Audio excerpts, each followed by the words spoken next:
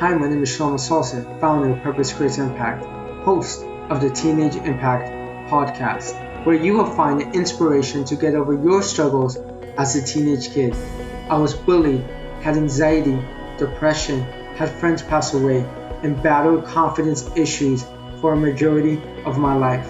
Whether you have the same issues as me, feel lonely, face challenges in your home or in school, I'm going to be interviewing people who overcame these struggles and provide you with tips on how you can overcome yours. By the end of this episode, I want you to rate and comment on what you think of the podcast. This will allow the podcast to be ranked higher and serve more teenagers.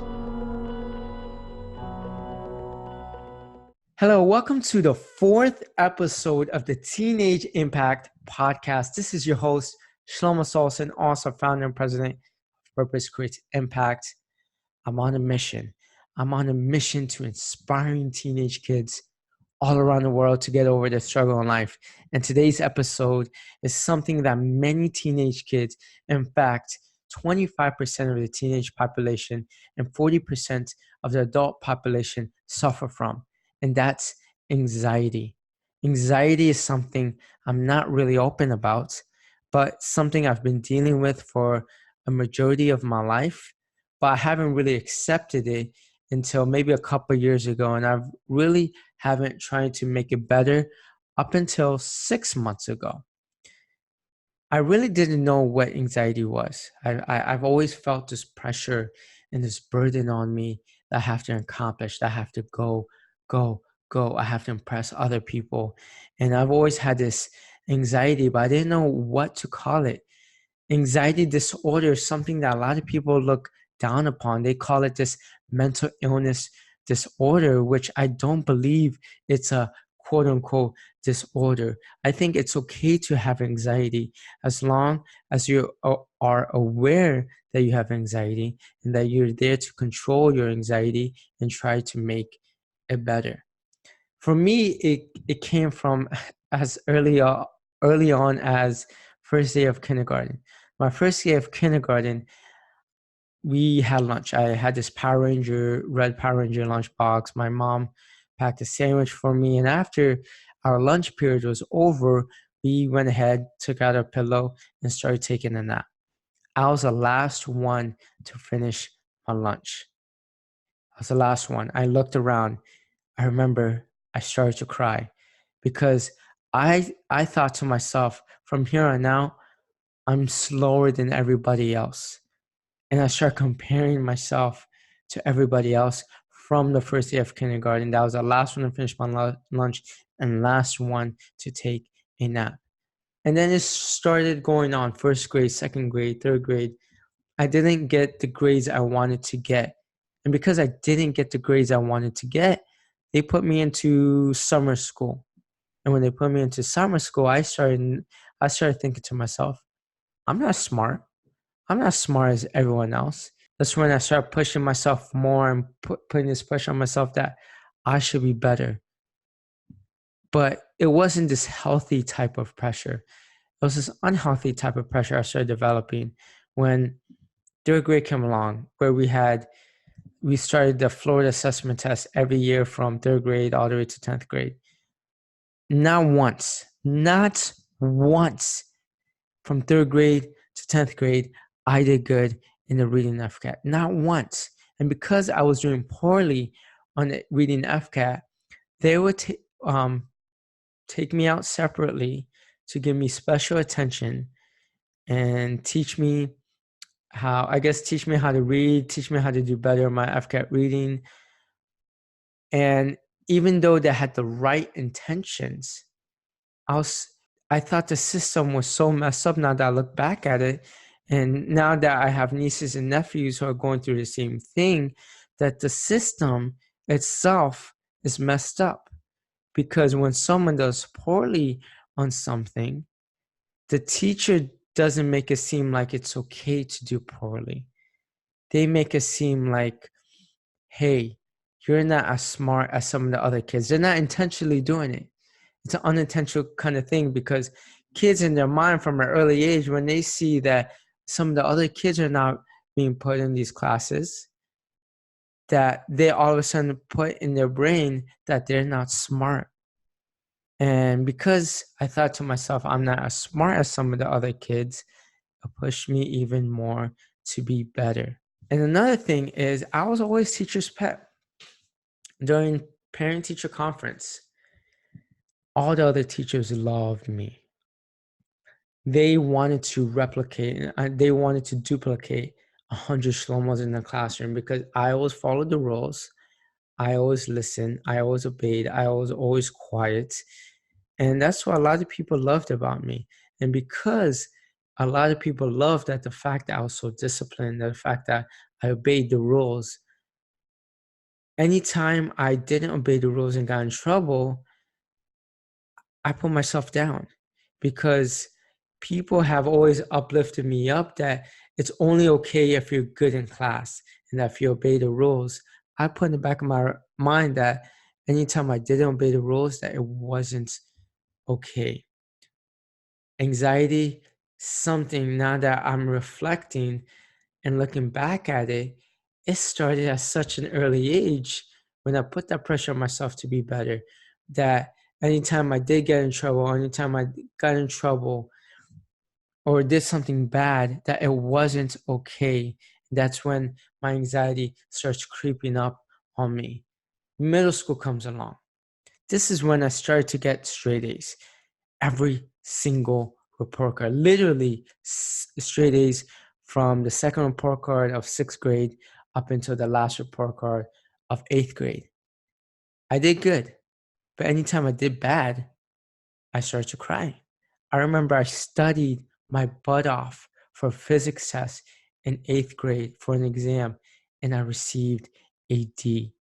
I was heartbroken. I was heartbroken to the point where I started doubting myself, forgetting that I'm getting A's, and that because I'm getting this one D, that's when I'm so hard on myself. And people would tell me, it's okay, it's okay, it's okay to get bad grades. But they didn't tell me that when I didn't get bad grades, they didn't. They always praised me when I got good grades, and when I had bad grades, they always pushed me to do better. Another way I'll put pressure on myself is in sports. I wasn't good at all compared to some of my other friends. And they knew that I was always the last one to get picked in every sport, every single time. And that put even more pressure on me when someone threw me the football or when I had to make a basketball hoop, that I had to do well. And because I put pressure on myself, I wasn't having fun when playing sports because the other kids were hard on me when doing so. High school came along. I put this unbearable pressure on myself that I was going to be this cool kid, that I was going to get straight A's. And because I was going to get straight A's, I was going to get into Harvard, that I was going to do better in sports. I put this unnecessary pressure on myself. In high school, when I joined cross country, I was not that good in running compared to some of the other kids. I ran a 6:45 mile, ran a 25-minute 5K in the ninth grade, which is better than the average person, but not that fast when it came to other times. I got last place in a couple races, which was disheartening. But I told myself I was going to get under a 5-minute mile and under 18 minutes in a 5K by my senior year, which I didn't accomplish. Another thing I was hard on myself on. When I started to get, when I didn't do as well in school, I started to get B's and C's. I don't think I've ever got a D. No, I didn't get a D, but I started to get C's. I gave up on the dream of going to Harvard and settled for USF. I got rejected from UF. I had decent grades, but my SAT scores were horrible. Well, my math SAT scores was good. My reading SAT scores were horrible. My writing SAT scores were horrible. Another time, I kept on counting my failures. I didn't accomplish my goal as in cross country. I didn't accomplish my goal of going to Harvard or UF and not USF. I didn't accomplish my goal as being this cool kid and having a girlfriend. So every time I'm not accomplishing something, I'm setting my standards really high to the point where in the back of my head, I'm already telling myself I can't accomplish it. And when I try to accomplish it and I don't, and I'm hard on myself even more. You see this? Elementary school, middle school, high school. I'm having this anxiety buildup. I'm not realizing it's anxiety, but it's there. And then when college came along, I definitely didn't do well in school. I started partying. I started focusing so much on the fraternity that even though I wanted straight A's, it didn't happen because I not only was taking hard classes, I was so much, I was so involved in my fraternity. I had a girlfriend. I worked at the movies 20, 30 hours a week. Even during the summers, I actually worked 40 hours a week sometimes. And all these stuff going on, I tried to do everything. And when I didn't do everything, I beat myself over and over again. And then last year in college, I went into door-to-door sales. That first summer, I wanted to do 50 sales, my first summer, which was pretty much impossible for any first-year rep. It's been done before. I've always wanted to do best. And I quit after 2 months. That goal didn't accomplish. And then I put this unbearable pressure on myself to, when I first joined Toastmasters, I won 3 speech competitions. I went ahead and went to the district competition, one away from the world championship. I didn't place on that one.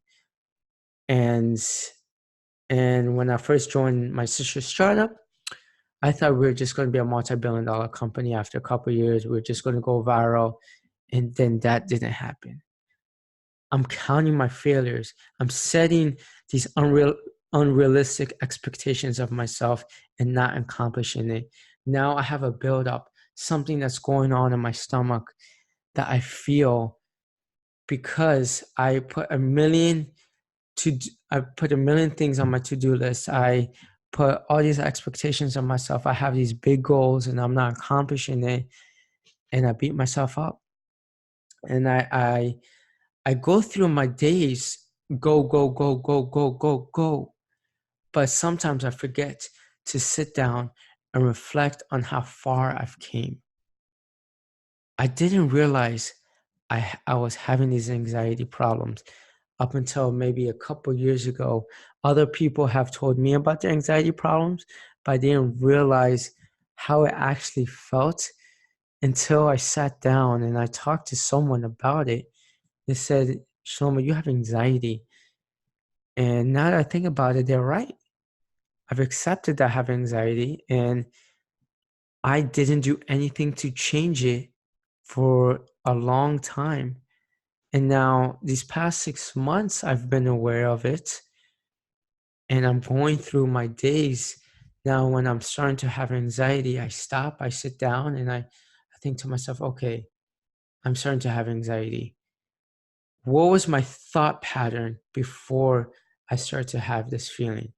So some things that would cause me anxiety right now is when I think about my to-do list, when I think about not being on the right track for the future, when I think about my business not working out the way it's supposed to, when I think about failing, when I think about being on this timeline that others have put on me, when I think about how I'm not accomplishing my goals.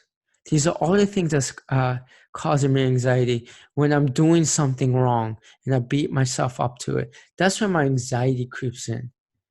Before, I wasn't aware of my anxiety and the things that's causing me anxiety. Now, I'm much more aware of my anxiety. I haven't gotten rid of it. It's still there, but now I'm aware of it.